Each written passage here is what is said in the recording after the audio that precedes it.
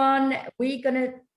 We're gonna talk today about scaling, something that is very near and dear to my heart, because I'm the type of entrepreneur who really likes to work towards the type of life where I can do nothing. So scaling has always been a really passionate topic for me, because I see so many entrepreneurs, so many business owners, so many speakers, authors, coaches, and consultants and leaders like yourself who really do not have a business when you step out of it. So the moment you want to go for a month's holiday, the business stop. Some people would have one person helping them, or an assistant at least, whatever.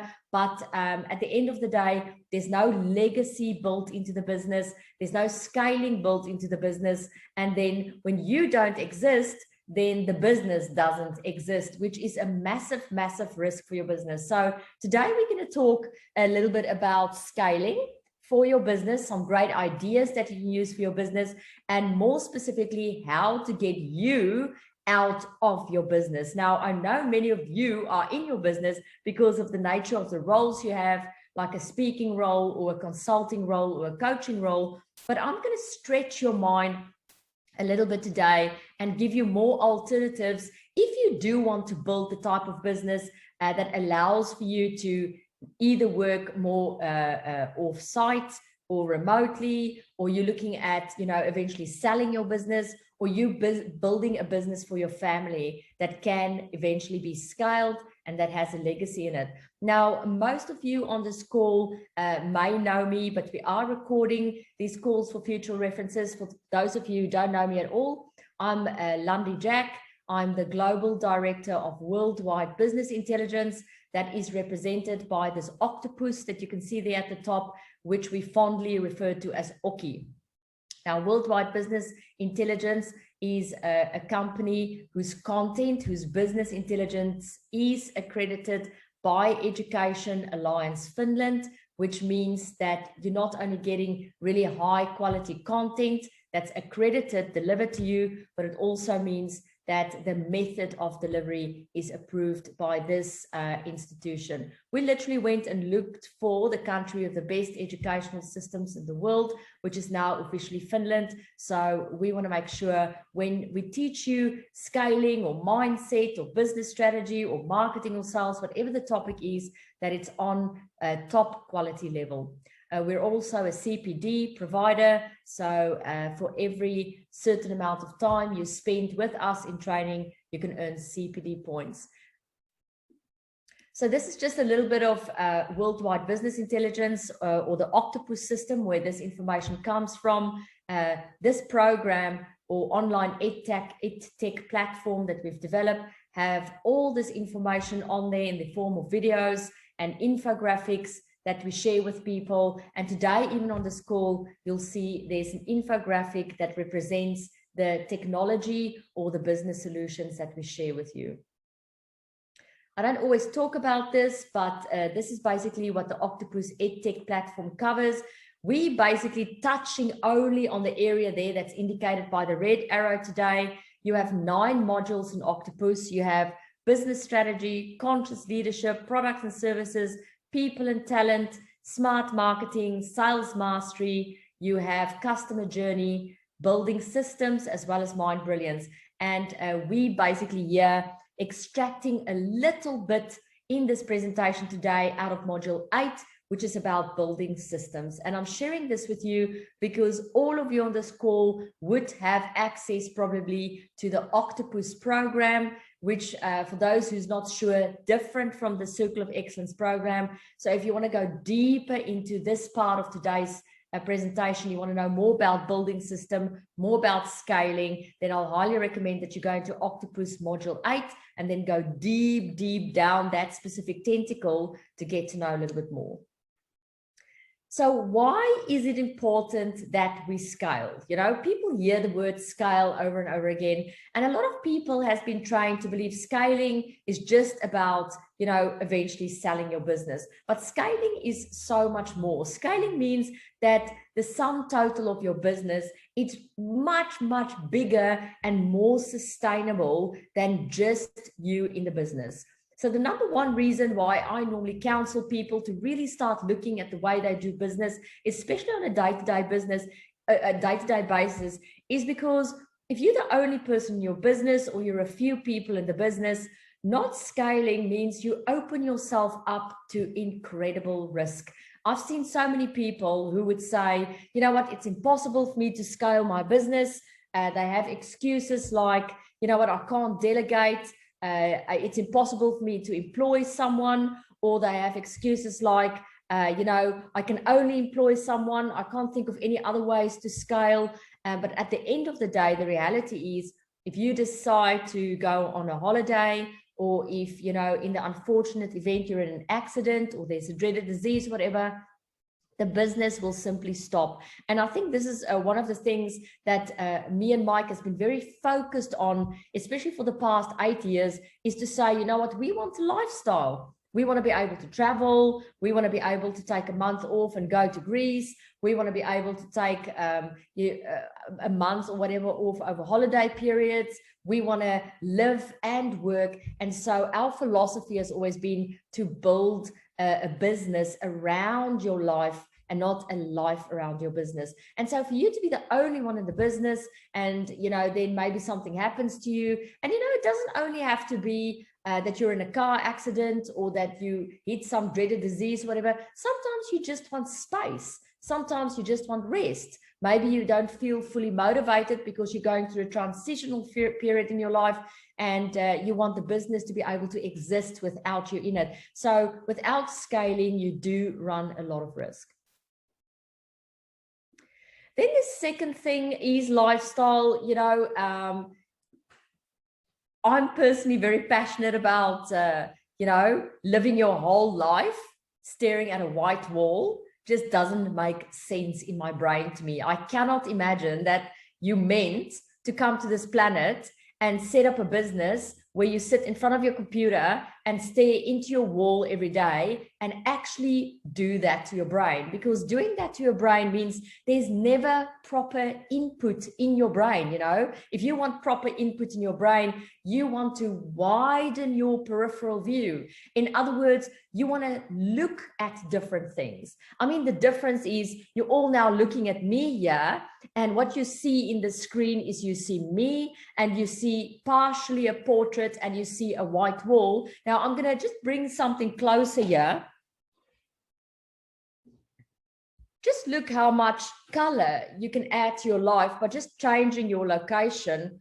Just look at that. Just look at all these colors and all these roses, and you see a little bit of Landi's face through that. But yeah, by doing one thing different, I changed your peripheral view. I changed what you see in front of you. And I think most importantly, I changed the input of what's going into your brain. So if you want to really have a rich life and a rich business and a prosperous lifestyle and a mindset that's healthy, then you want to put as many different things in front of you as possible. And you do that with lifestyle. So promoting that you scale your business, not only for lifestyle purposes, but also for the health of your brain and sanity, and also the quality of your ideas, is why I would really consider scaling my business, so that you're not always on a computer and that you actually have a life with variety and choices. Just quickly give me a thumb up that you can see the slides, because we had a few hiccups with technology this week. We're blaming it on the super full moon tonight, which is going to be the biggest this year, called the flower moon. Okay, the third reason why you do want to scale is some of you on this call may want to sell your business. And many people don't always think of business as something to sell. People many times think of business as, you know what, it's going to give me productivity, it's going to give me profitability, it's going to give me intellectual stimulation, I'm going to be providing for my family, I may be building a legacy for my children. But many of you are building a business to sell it. And if you want to build a business that's going to be sold, then at some stage, you know, it's going to go through business brokers and due diligence. And one of the things they're going to be looking for, like bloodhounds, is, can this business actually exist without this person? And if the answer is no, you're either not going to be able to sell this business, or you're not going to get a good price for it. So you want to, from day one, start with the mentality of building processes and systems in your business so that this business can ultimately get a good valuation and ultimately can sell. So these are the golden principles of scaling. So you're saying to me, Landi, okay, great, you've convinced me now. I need to scale. What now? Okay, so what happens next?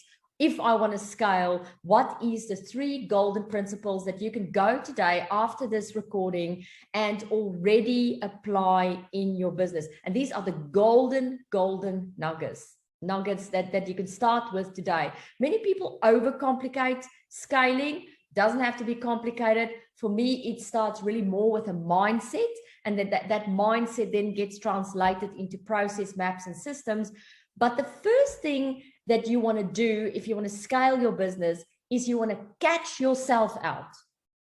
Catch yourself out doing something in your business. So I'm going to give you examples because I know it sounds strange.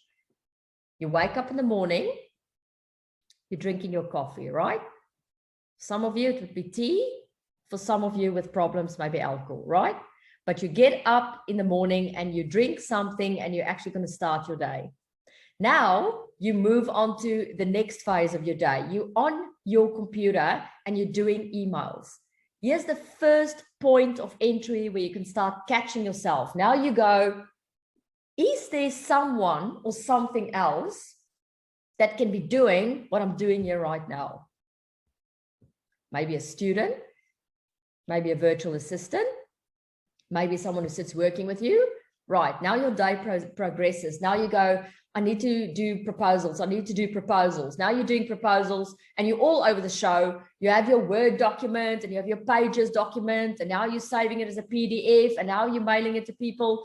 Now again, you catch yourself. Now you go, but wait a little bit. Is there someone who can do this on my behalf? Is there a software system that's already developed out there that can allow me to put numbers and figures in, and it populates a presentation or it populates a proposal?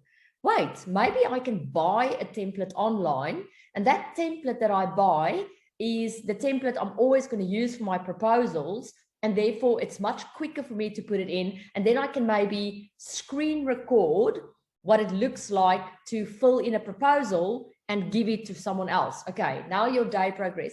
Now you're out and about, you're at a networking meeting, you're telling people about yourself at the networking meeting, and you're introducing yourself. Again, is that someone else can do for your business? Can you actually get people who's on a commission basis to go out for you and attend your networking meetings on your behalf and report back to you if there's good business? Now you're doing a talk, you're on stage. Now you catch yourself again. Can someone else do this talk on your behalf? Probably not, but is it possible that you can actually get other speakers in your business environment that can also promote your products and services? Yep, I can actually do that. I can get licensees, I can train them how to do a talk, and I can train them to sell one-to-many from stage, and I can get leads into my business. Now you go on and on and on. So you literally take a knife and you're slicing through your day. Every single action, every single thing you're doing, you're asking yourself, can someone other than me complete this task? And you will be blown away. Now, this is a difficult mindset for people because a lot of people build their business around their identity, around their fame, and around other people recognizing them, because in school and universities and all those places, we've been taught that you have to be the expert. You have to be the specialist. And it's probably one of the biggest errors that's been given to us in our education, because you don't have to be that. You can surround yourself by that, but you don't necessarily have to be that. In fact, the less you are of an expert, the less the crowd around you rely on yourself, the more you'll have the ability to scale your business. So the mindset change would be, rather than going to networking meetings and saying, hi, I am Colin, I'm a Russian spy. You now go to network meetings and say, hi, I'm Colin. Is there anyone who wants to work for me as Russian spies? That's the difference in mindset. And when I say work for me as Russian spies, I mean either as an employee or as a business partner or a joint venture. You don't always have to employ people. So number one principle of scaling, catch yourself doing it and then find an alternative way for it to happen without you. The number two principle is once you've caught yourself doing something, you have to get it out on paper. So you have to get it out of your brain. You know, as long as all this information on how to do things is in your brain, your business struggles to scale. So this is traditionally called, you know, process mapping. You can use pen and paper if you want to. You can doodle if you want to. You can use infographics if you want to. But ultimately, once you catch yourself doing invoicing, you have to take a piece of paper and you have to go, right, I've just done this. Let me just quickly write down the steps. So here's your pen. Here's your paper. Now I go, okay, I'm doing invoicing. Let's just quickly do this. You see, people overcomplicate this process. They're too detailed. Now you just go, okay, step one is with invoicing, for example, is get the amount that I want to invoice and compare it with what was the quote, for example, now as a process. Step two, load invoice. And then step three, send to client. Step four, follow up after, let's say 15 days, follow up after 30 days, follow up after 90 days.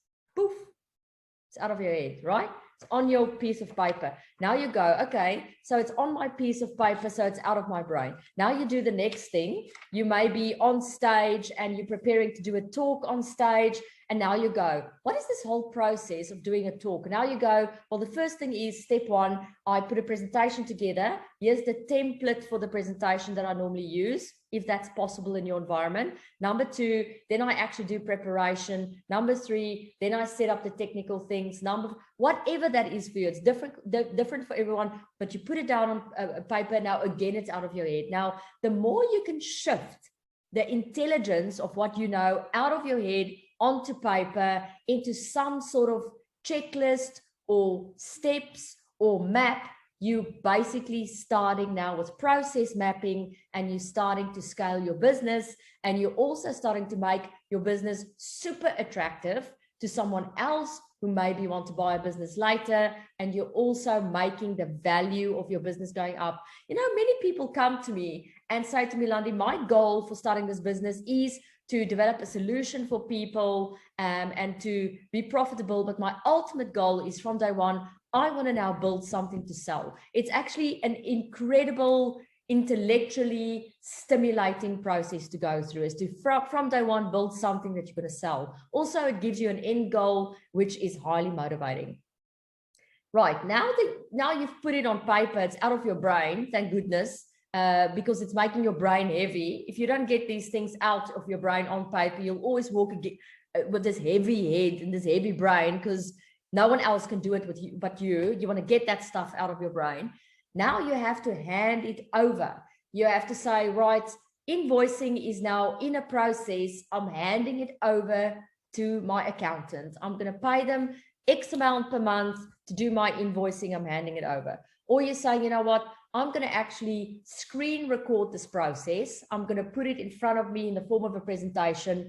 Now I'm going to screen record it and I'm going to hand it over to a student. It's going to be in a file. It's not rocket science. All they have to do is follow the steps day by day, mechanically. All they have to do is to be able to stick to a process. You have to hear me today. If you find a person who can stick to a process, you have found the biggest gem that you can ever imagine in your life. People, when they recruit, look for people who can do specific things. You can teach people anything as long as it's in a process. Look for a person who can demonstrate that they can stick to a process. That's probably the biggest gem. You want to throw out the red carpet for those people because they take so much off you.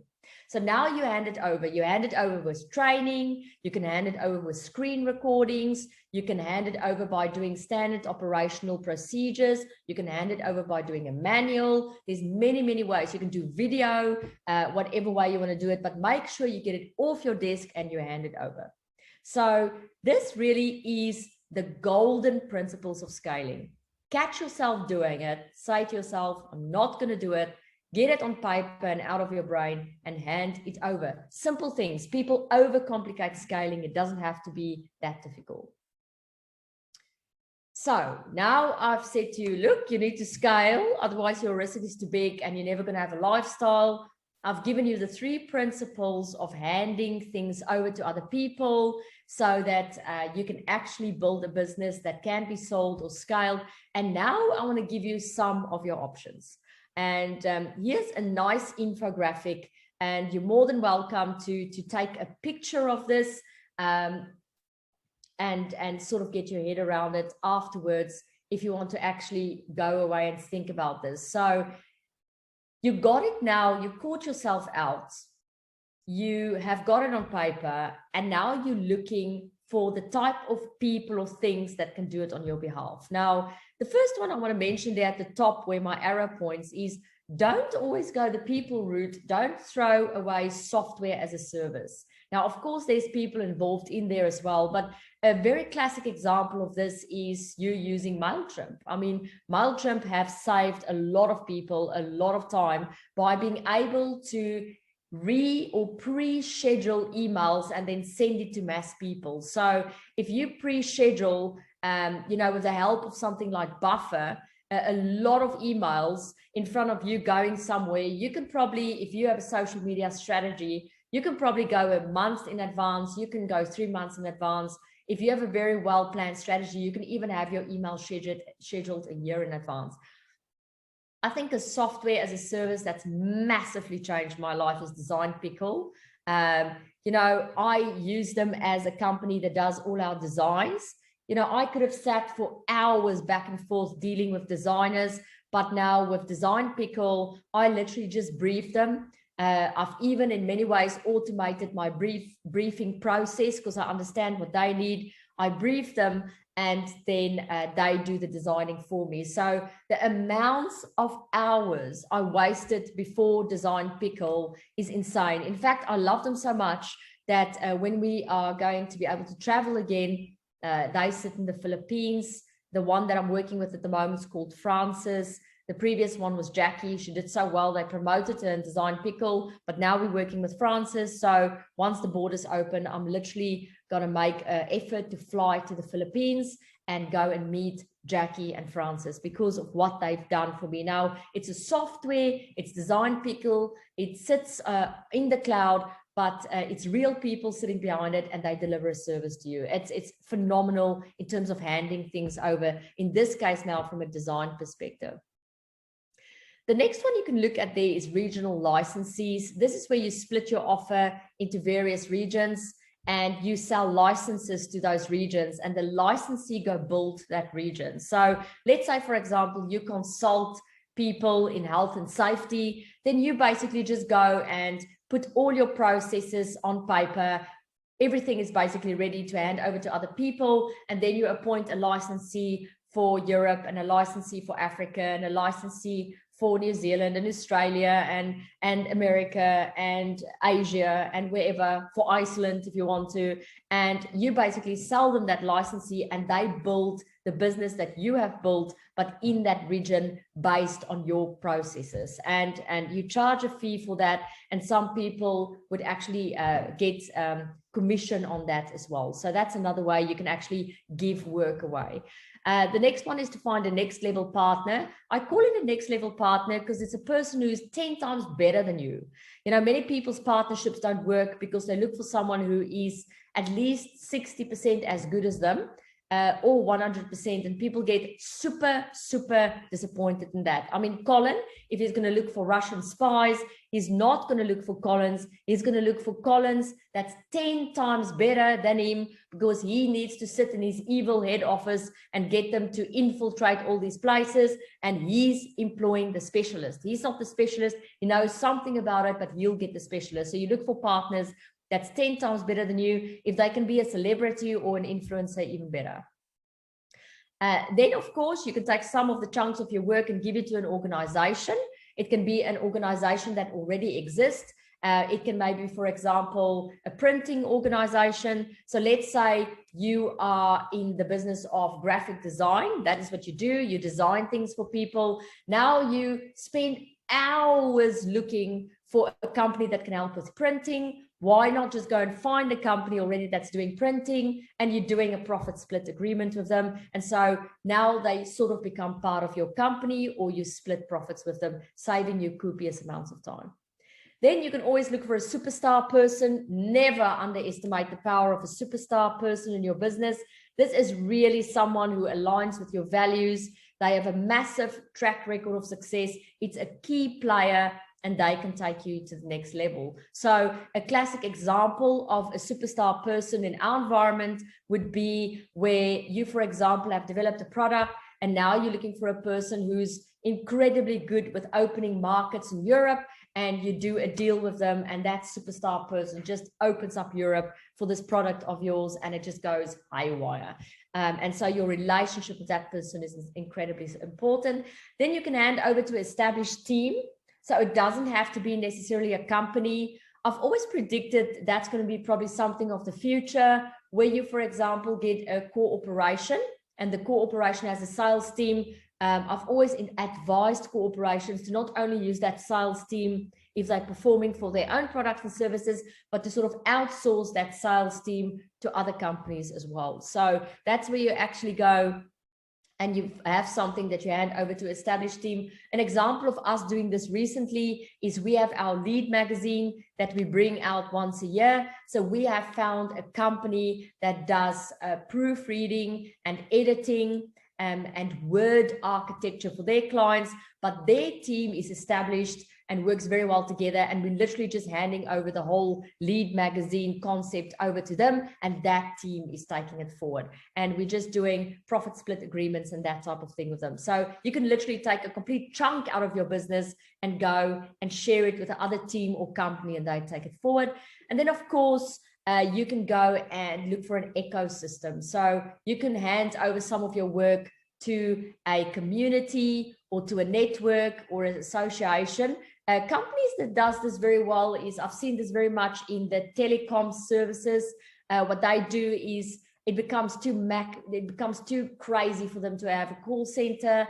The call centers are overloaded. They can't answer all the people's questions. It's too costly. So what they do, they develop, let's say, a Facebook group, and people go to customers go to the Facebook group, and customers answer the questions of customers. That's how you actually take some of the work you're doing at the moment and you're putting it into a community or a system, and the work then is off you. So what I'll encourage you to do today is to look at something potentially for your business like an exit strategy dashboard. So you're basically going to play a game, and the game is going to be, look, someone phones you and say, Melanie, congratulations, you have won an acting role in Antarctica, where you're going to play a female warrior Viking, and you're going to have to go and shoot that. Now Melanie goes, this is just too exciting. I can't leave this opportunity, blah, blah, blah. But unfortunately, now my whole business is going to fall over because I'm shooting film, right? And when I return after a month, you know, my clients is going to ask where I was, relationships I built will be gone, blah, blah, blah, because I'm shooting Wonder Woman in Antarctica. So I want you to play a game like that for yourself and say, if something like that crosses your path tomorrow, where you have to be for a month outside of your business, do you have an exit strategy dashboard that shows you how much of your business can survive without you. And this is just an example, but I mean, you can take this as inspiration for your business, and you can go, okay, let's start here at the top left corner. How much of my income that I'm generating at the moment, say, in this case, 800,000 US dollars per annum. I'm just using figures here. Let's say I generate 800,000 US dollars per year. What percentage of that, as things stand now, can be generated without me? 17%, 50%, 100%. That's probably one of your first tests. And then you go and you break it even further down there in those graphs I've given you there at the top. So you've gone 0% of my consulting can be generated without me at the moment. What can I do with that? 90% of what I'm generating at the moment with regards to my digital products is automated and it's happening without me.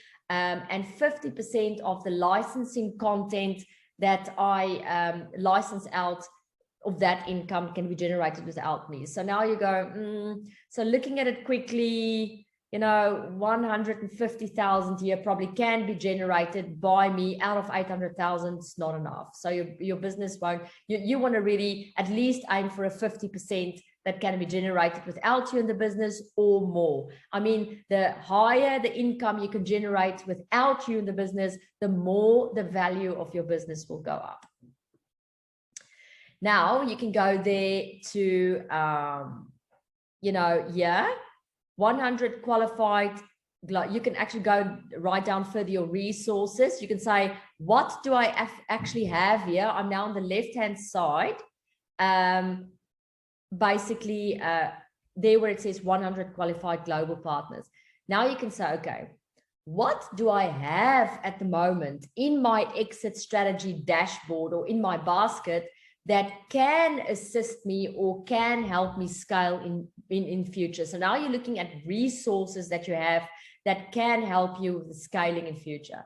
And you go, okay, I have 100 qualified global partners around the world. That's quite powerful. Surely I can use that to help me scale and outsource. In your case, it may be something different. I do have accredited licensing content, so that can help me scale. I've developed 9 premium manuals that show people how I do my job, and I've 1 best-selling book. So that's what I have at the moment. Let's not go and reinvent the wheel. Let's start with what we already have to help you scale your business. Then you go and you look at, what is my product profit targets without me? Now I say, look, I want my consulting to make income of 480K per annum without me. I want my digital products to make that amount and my licensing content to make that amount. And that is probably the amount of people I'm going to need in my team to make that happen. So I'm probably going to need for my consulting target 2 extra people, for my digital products 1 extra, and my licensing content 7.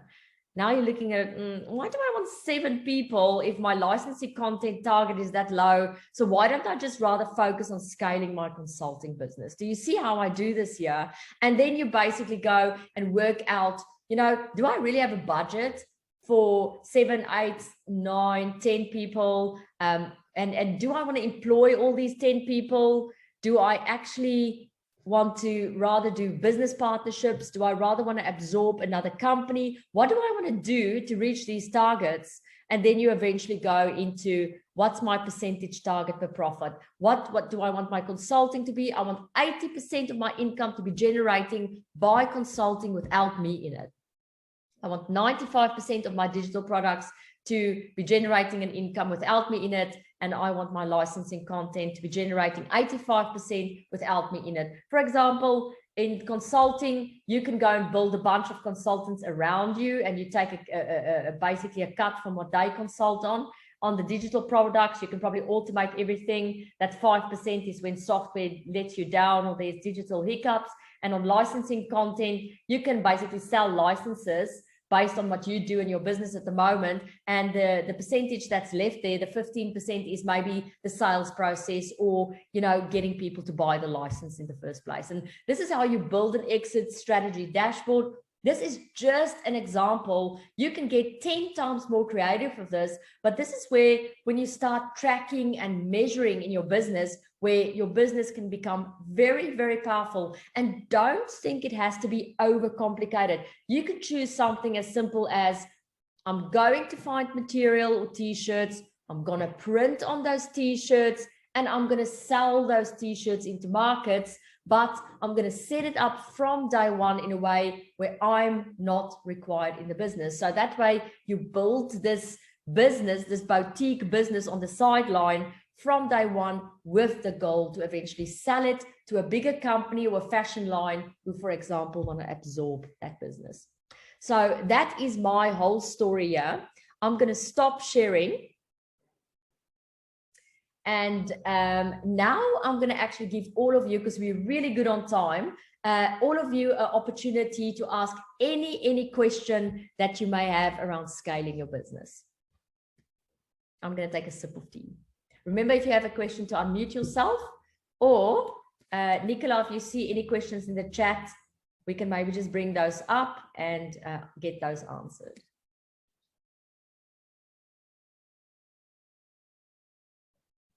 Anyone? Ah, I see Diane came through. Don't clients buy you? Yes, Diane, they do, but it's a little bit of a trap, because the moment they've bought you, they won't be open to anything else. They would only want you. So you've created a dependency on you. So if you want to create a business that can scale and be sold, you really want to create the type of business that can exist without a reliance on you. So what a lot of people do, if they're in the, let's say, coaching or consulting or advisory or counseling capacity, what they do, they start the business off initially with a dependence on you, and then start to develop technology, process maps, way of delivering whatever around that person, and then eventually start handing over. So they do the groundwork like that. First, you start with the relationships and the grooming and the doing the business with you. Then you start introducing more people so that the reliance on you is less. So you're building a bridge, and then ultimately it's without you. A classical example is Richard Branson. I know he's been used so much, but Richard Branson certainly doesn't deliver. You know, he's not the person who serve a person on an airline when they take Virgin Air or trains. You know, he has all these businesses under the Virgin brand. It started with his name, but what Richard did that is really, really smart is, you know, he felt that he had certain restrictions in what he could do and what he couldn't do. So he, if you read his stories, was almost forced from day one to catch himself out, put it on paper and hand it over, catch himself out, put it on paper and hand it over. And that probably is one of the biggest parts of his success story, is that the moment he got an idea, he got other people to do it and not himself. And that's probably why he has all these companies, because he's just scaling and scaling and scaling, but people still buy into the Richard Branson brand. So if you scale your business, you have to make the transition between people buying into Diane and people buying into the Diane Woman brand, or the product that's been created by Diane that gets carried forward by other people. Tony Robbins has done it as well with his coaching principle, but I sometimes feel he's not been able to be as successful in carrying his brand over to coaches. Many times it's caused a disconnect for people, whereas Richard Branson has been very successful in carrying his brand over into his Virgin brand. And I would say a big reason for that success is Richard Branson made the transition away from him much quicker than what Tony Robbins did. Tony Robbins probably stayed longer in the fame and the stage life and the reliance on him, which made that extraction much harder. Whereas Richard Branson, because of certain restrictions he had to make use of other people and give it over. But if you want to scale and you are holding on to things and you can't delegate, it's almost going to be impossible for you. You have to hand over. We have more things here. in the principle of 2080, which areas would you focus on that have the biggest yield? That's a fantastic question. I think initially, Philippe, I would focus mostly on building relationships with people myself, because those relationships is going to turn into business partnerships, is going to turn into joint ventures, is going to turn into companies doing business with companies. And then the 80% from day one would be, you know, for you, those of you who's familiar with the 4Gs, the 80% would be lead generation, sales, and delivery of the product is probably the stuff I'll hand over the quickest, the quickest. And my role would be that relationship building. So for those of you who know the money train, I would make 80% of my priority the trust and the love carriage, and I'll make 20% of my priority the lead, the sales, and the journey carriage. And for those of you who don't know what I'm talking about, the lead carriage is, you know, basically finding people to enter your universe and qualifying them. Then you take them to love and trust carriage, where you build relationships with them, and then you take them to a sale and then on a client journey. So most of my focus will be on building relationships, literally closing my laptop, going out there, focusing on the people and my relationships, but not building relationships that make people reliant on my counsel, building the type of relationships that does deals. I think that's the biggest difference here. And then just with lead generation and sales and all those things, have teams around me and hand that over as soon as possible. Annie, it does seem that it's harder for coaches to do this. As you say, Tony Robbins coaches are of varying qualities. I couldn't agree more with you, Annie, and I think that's what a lot of coaches try and do. They try and extract themselves out of their own business, but in the same sentence, they really got used to the idea of serving people and helping people and giving people solutions, and it's not easy for them to extract from that. So, and I do get it, you know, many people went into coaching and consulting and counseling and mentoring because they want to be in an advisory capacity with people. What I'll recommend you do there, especially if you're a coach today on this call and you want to scale, is to start scaling 80% of your business as a coach. So get other people to coach, or get group coaching going, or mastermind coaching going, or online coaching going, so that you're not always needed there. And then what you do, you create a premium product as a coach, and your highest level, and you keep on coaching, but only with that 20% high premium, highly priced clients. And then you scale the rest of your coaching business so that your risk is managed better. Here comes another one from Zamu. Does every business have scaling ability opportunity? Absolutely, Zamu. I think some businesses are more difficult than others. You know, there's your mortar and bricks businesses. There is your services industry that normally really struggles with this type of things. But ultimately, if you speak to any corporate in any industry, what they've done is they scaled. So any corporate in any industry is an entrepreneur that scaled. They basically went, look, if we want to have more profit, more influence, more impact, we have to scale. And I think that's why scaling for me is important, because I do understand why people want to build their business around their identity and business card, because it's important for them to deliver the service and give back. But the person who's moving from entrepreneur to conscious leader and ultimately to influencer is the person who will realize that if I really want to have an impact with what I'm doing here at the moment, I need team, I need software, I need magnification around me in order to take this incredible thing that I have in my heart, in my products and in my services, and make it go. I have another one here. How would you identify a business that has now peaked? I think I'm going to need a little bit more context around that question, Zamu. So I don't know if you want to unmute yourself and just give me some context so I can give you a better answer. How would you identify a business that's peaked? Okay, so I don't know if you want to give me a little bit more on that, Zamu, in writing, or if you would just want to unmute yourself while we wait for him to come through. Is there anyone else with any questions? Please, it really loves this typing as well, because I'm actually seeing it coming up here next to me as we go. anyone with more questions? Landi, can I give an example of a coaching business and how they've just scaled and they're busy doing it as we talk? Please do, Melanie. I would love that. So I'm an NLP practitioner, and the company that I trained with, what he's just done is to try and get it out everywhere. Obviously, he used to do it personally, and then he had his own coaches, that he started to mentor. And what he's done now is he's created a program where he's going to do all the coaching sessions as videos. And then he's creating a team around him, which will end up being across the world, who are basically facilitators of that specific coaching material. So in that way, he's going to scale up his business radically and get the message out a hell of a lot more. So I thought it was quite powerful.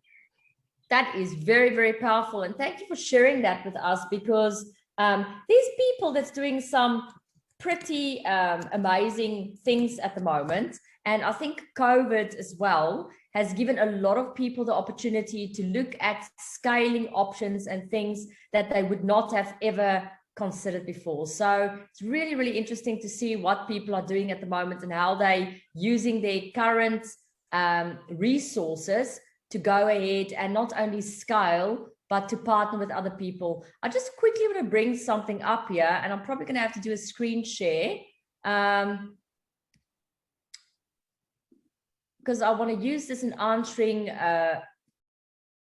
Mzamu's question here about when is a company reaching a plateau. And so I'm just going to ask you to let me know when you can see this on the screen. Now, not the prettiest picture on the block, but it's just to bring the concept across. Melanie, thank you for sharing that. Okay, so you see Mzamu here in front of you. We have the flower of life, right?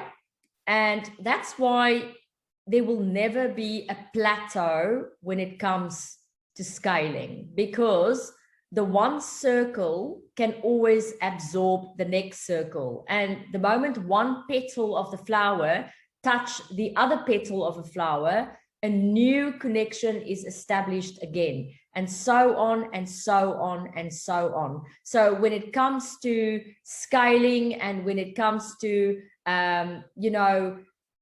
constantly connecting and reconnecting with other people, it becomes universal. And I think that's the beauty of this process, because many people are very, very resistant in planting that seed.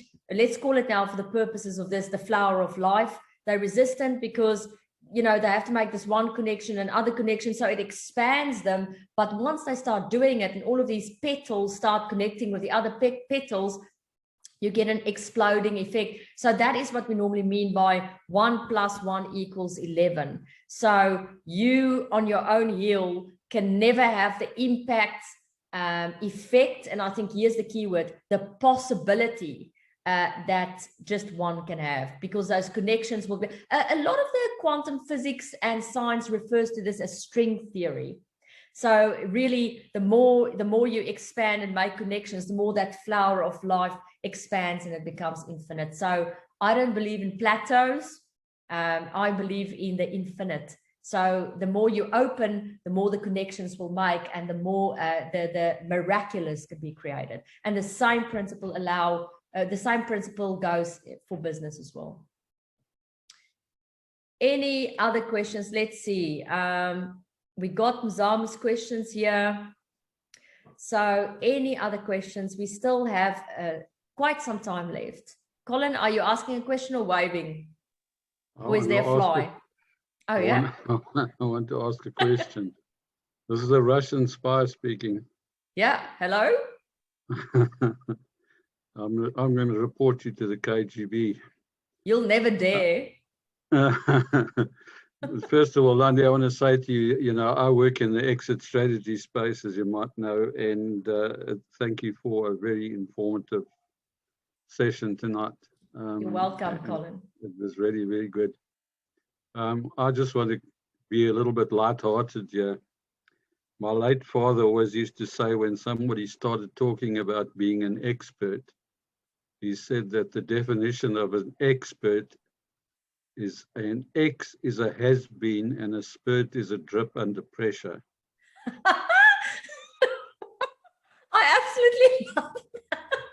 Well, bless your late father, Colin. Now there's the words of wisdom right from straight from the other side. Yeah. Yeah, and that's true, isn't that, And I love that you shared that, Colin, because I think our education and our training, and by no one's fault, everyone when they schooled us and everyone tries their best, right? But I think our educational system has really taught us that you have to choose one career and you have to go with career planning and you have to choose one field of study. And now it's actually biting us in the buttocks because we're entering the era of the polymath. And for those of you who's interested in the concept of the polymath, go and Google it. It's fascinating how we're actually now entering the space where the person who combines their skills and the skills of other people is the person who has that ability to create magic. And you see this happen at networking events. Garth, you're an absolute guru in networking, so you can contest to this happening where the networking ecosystem is built on the principle of being an expert, because you literally stand up and you go, hi, my name is this, I'm in health and safety, or hi, my name is this and I'm in that. And there's nothing wrong with that, but if you can get those experts to start colliding or build that flower of life concept. And Garth, it's probably the part of networking that's been the mostly frustrating to you, as that everyone sits on their silo, but they don't sit around the table and go, hey, you're an expert, you're an expert, you're an expert. But let's think what organization or institution, or maybe a more of a modern term,